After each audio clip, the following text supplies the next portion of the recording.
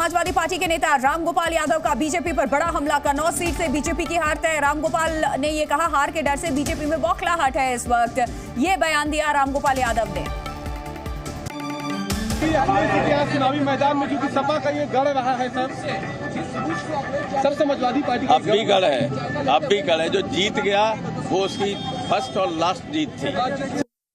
तो सुना आपने समाजवादी पार्टी के नेता रामगोपाल यादव को। नीतीश हमारे साथ लगातार बने हुए। नीतीश, ये साफ तौर पे कहते नजर आ रहे हैं कि एक बार जीत गए, पहली और आखिरी जीत आप इसको समझिए, क्योंकि ये समाजवादी पार्टी का गढ़ है, समाजवादियों का गढ़ है, हमेशा से था और आगे भी बना रहेगा। और इस बार तो अखिलेश खुद यहां से एक बार फिर चुनावी मैदान में है। इस बात में कितना दम, जमीनी हकीकत क्या, चुनावी माहौल क्या, वहां पे बड़ी दिलचस्प लड़ाई है।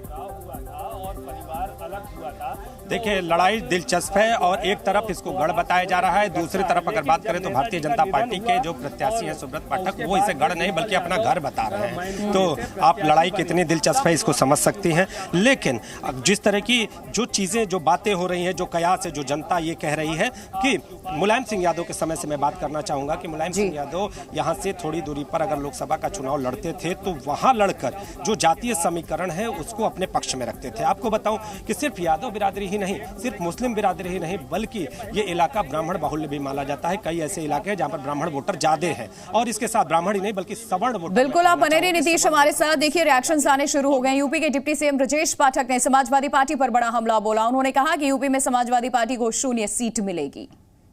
पार्टी बार बार अपना प्रत्याशी बदल रही, स्टैंड बदल रही है। हार का डर उनके अंदर तक समा गया है और प्रदेश में कहीं से भी समाजवादी पार्टी गठबंधन जीतने वाला नहीं है। 0 सीटें आने वाली है। कन्नौज, मैनपुरी से सभी सीटों पर भारतीय जनता पार्टी प्रचंड बहुमत के साथ जीतेगी। भारी बहुमत से वहाँ से जीतेगी। अखिलेश यादव वहाँ से कई बार जीते, डिम्पल भी कई बार जीत चुकी है और फिर अखिलेश यादव जीतेंगे।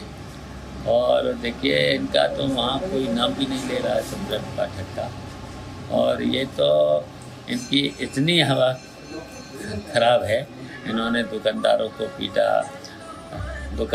पीटा, कुछ लोग, कई लोगों को पीटा, कई लोगों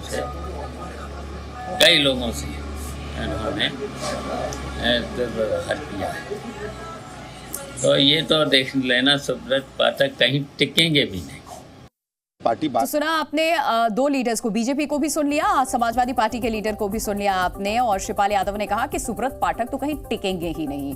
नीतीश हमारे साथ लगातार बने हुए हैं, उनका एक बार फिर हम रुख कर लेते हैं। नीतीश, क्या अखिलेश यादव नामांकन दाखिल करके बाहर आए हैं?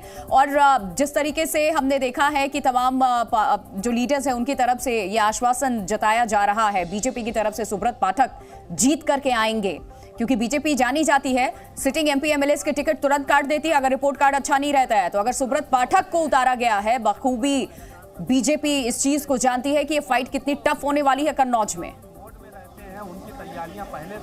देखिए, फाइट बहुत ही टफ है क्योंकि दोनों पक्षों से जमीनी सर्वे किया गया है और जमीनी सर्वे के बाद ही दोनों पक्षों के प्रत्याशी मैदान में हैं। अगर आपको बात करें कि पिछले दिनों जिस तरह से तमाम तरह के समाजवादी पार्टी के खेमे से कयास चल रहे थे, यहाँ पर प्रत्याशी की घोषणा भी हो गई थी और फिर उसके बाद अखिलेश यादव खुद चुनाव मैदान में आ गए हैं, तो इसका संकेत साफ है कि समाजवादी पार्टी के कुनबे को भी कहीं ना कहीं से ऐसा इनपुट मिला था। सियासी पार्टियों के पास भी जो सर्वे रिपोर्ट्स हैं उनकी वो होती हैं और उसके आधार पर ये फैसला लेते हैं और आखिरी वक्त तक फैसले लिए जाते हैं या अपने ही फैसले पलट भी दिए जाते हैं। शुक्रिया नीतीश आपका तमाम जानकारी देने के लिए।